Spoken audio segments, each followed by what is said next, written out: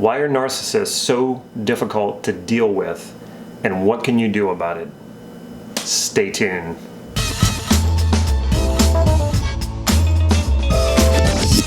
Hey, this is Damon from NLP Gym. Neuro-linguistic programming is the technology of creating the life that you desire. And for the past several years, I've been learning and mastering NLP in order to create the life that I desire, and now to help you create the life that you desire. So if that sounds good, please click subscribe to this YouTube channel so you can get these videos on a regular basis. A narcissist is actually a person with a very weak sense of self, a very weak self-concept, and even actually a weak ego. I know that sounds a bit contradictory because you think somebody who has narcissism or who is a narcissist has a very big ego. And okay, maybe their ego is big, but it's vulnerable, it's very shaky. And I'll talk a little bit more about that later in this video. The best way to deal with a narcissist is to just get away from them. Cut all ties with them and just get away, because narcissists tend to be very predatory and they will take advantage of you in any way that they can.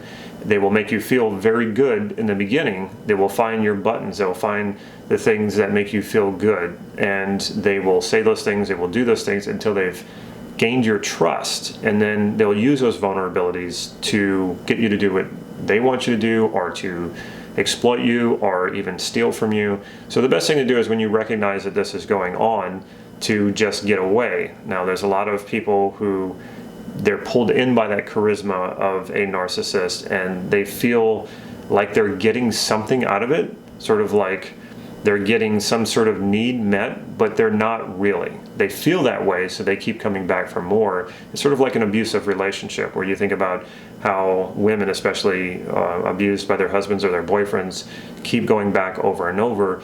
There is something they think they're getting out of that. And it could be from a number of reasons, something, going back from their childhood that was unfulfilled, that they didn't get, or they feel like they deserve the beatings, whatever it is.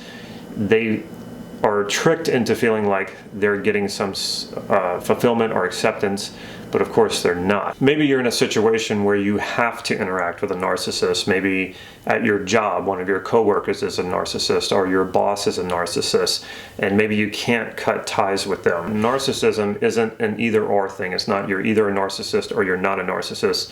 It's a spectrum. So you could be more narcissistic or less narcissistic, and probably most of us have some narcissistic qualities, but we're just not enough to be considered a narcissist. One way that you can tell that a narcissist is high on the spectrum of narcissism is they tend to be quite predatory. They tend to prey on vulnerable people. It's really important to recognize as early as possible if a person is a narcissist, so that you can make sure that you can either get away from them or you know how to deal with them.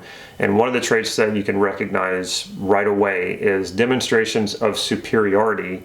And when they demonstrate superiority, often, not all the time, but often it's about humiliating you, or humiliating another person, or even humiliating a group of people. So when they feel like they are higher or superior to that person, when they can make them look bad. So this is very common with a narcissist. Any chance they can get to make someone look bad makes them feel superior, and this is what they're after. This is a feeling that they crave.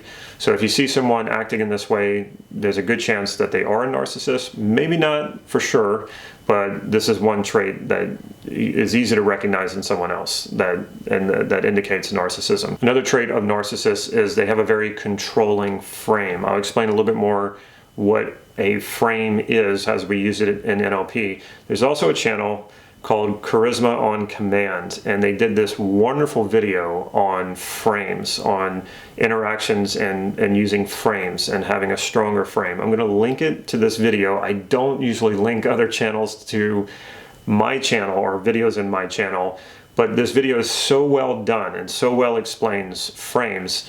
I think it would be a very good way to explain further what I'm talking about, because I'm only going to give you a short description of what a frame is. So you have a frame. You have this idea for yourself of what your threshold is, what you're willing to do, what you're not willing to do. And if someone comes in with a stronger frame, it can be very, very difficult to resist that. So in sales, for example, if the salesperson has a very strong frame, and they're very clear about what they want in that situation, and they stick with it. A person coming in off the street, like a prospect, they haven't really thought out their frame very well. That frame the overpowering frame of the salesperson can actually, overpower their frame and get them to buy something that maybe they wouldn't buy.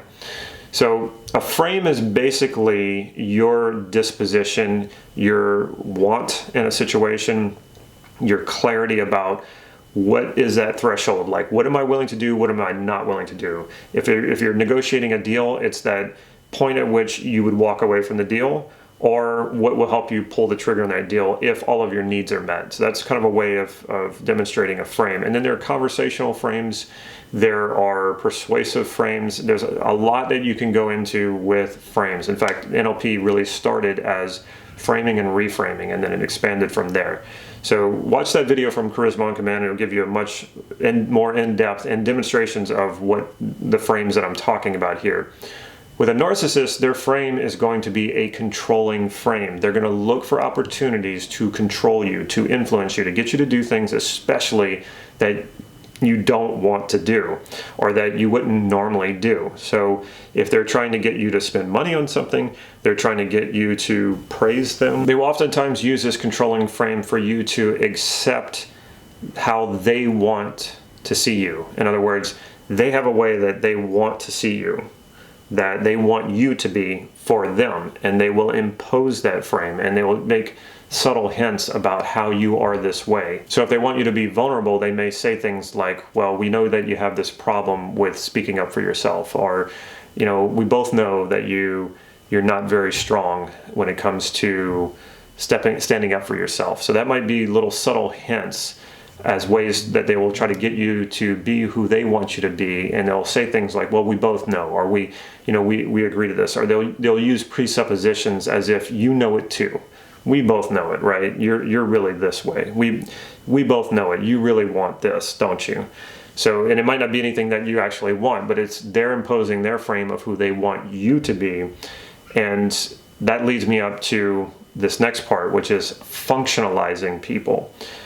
You've heard of objectification of people. So say a man objectifies a woman, he only sees her as a sexual object. Well, chances are he's not going to be very good at getting her sexually, because women feel that. They feel when they're objectified. And so unless she has a very, very low self-esteem, she's going to resist that. Narcissists are usually a lot more crafty. They functionalize people. Instead of seeing people as objects, they see people as functions. They see people as functions who will do what they want them to do. So back to that frame, they will probably use a frame to functionalize you, to get you to do what you want them to do. So you want to be cautious of the frame they're setting up for you. So if they're setting a frame of they want you to do some work for them and they want you to do it for free, and the attitude is that you're not as worthy as they are. They're superior to you. So because they're superior to you, they need you to do this work for free, and because they're superior, that it's somehow giving you what you want when it actually really isn't. So they're demonstrating superiority. That was the first one, by saying, I'm better than you, therefore you should do this work for me. And not only should you do it for me, you should do it for free. And then they're setting the frame of this is you're getting something out of this too, because you're getting to talk to me. You're getting to work with me. And because I'm better than you, then that's giving you something you didn't have already. And then the functionalizing is getting you to do whatever it is they want you to do for free. In other words, what they're setting up here is a win situation for them and a lose situation for you.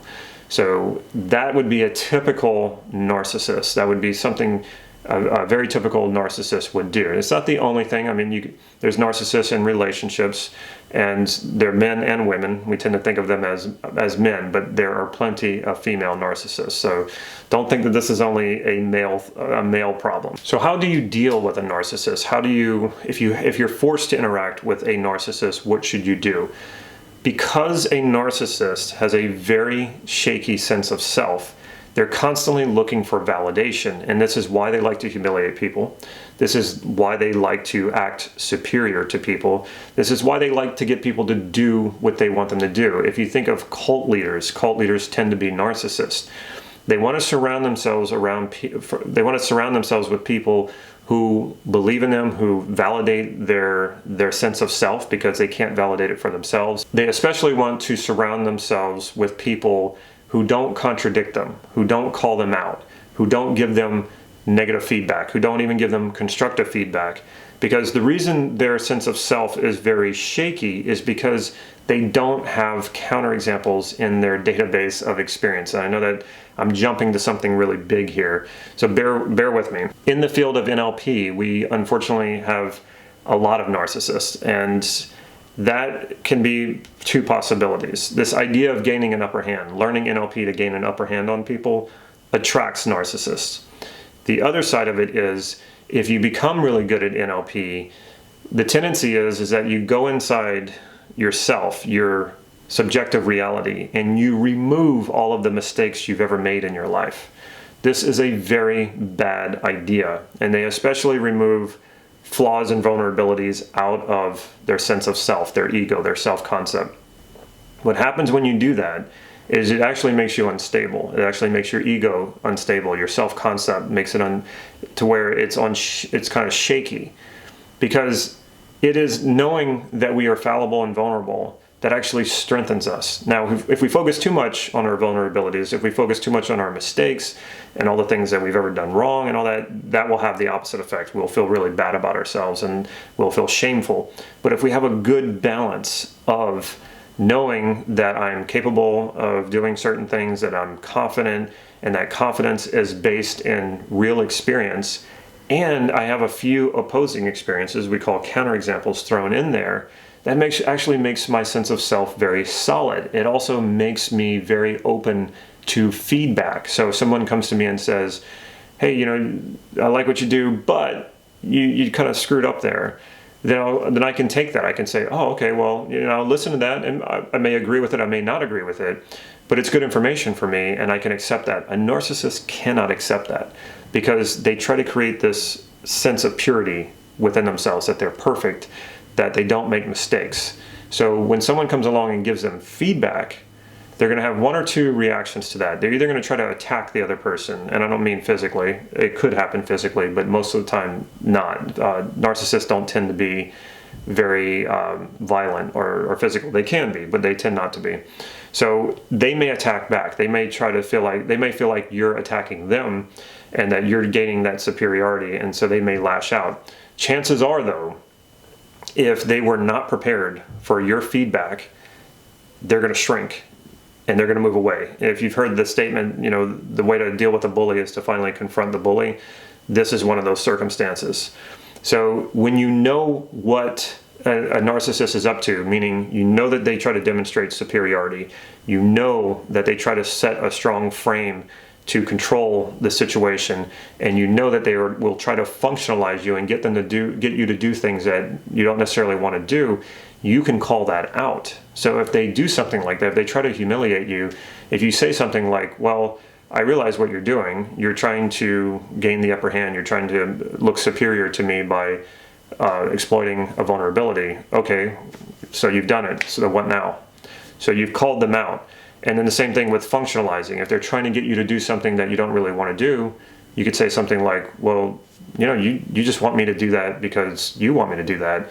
That doesn't help me in any way. And then they might say, well, it does help you, because they might try to smoothly say that they're superior to you, therefore you should just be happy doing stuff for them. Call them out on that. Say, oh, so what you're saying is because you're better than me, that I should do what you want me to do, and that's what I get out of it, that's my reward? I don't think so. So when you're pushing this stuff back at them, they're going to want to get away from you.